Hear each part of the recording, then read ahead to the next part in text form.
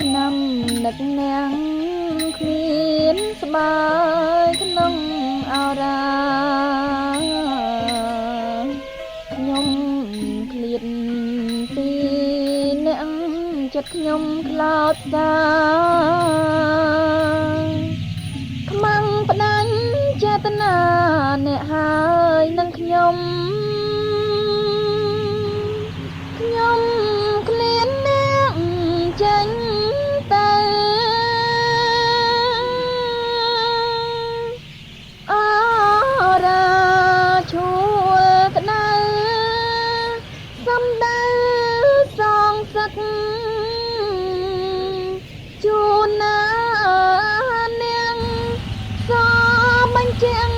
នៅដួងចិត្តខ្ញុំលំពេញដួងប្រលឹងជាទីស្នេហា3ឆ្នាំខ្លោចសាតែនាងរក្សា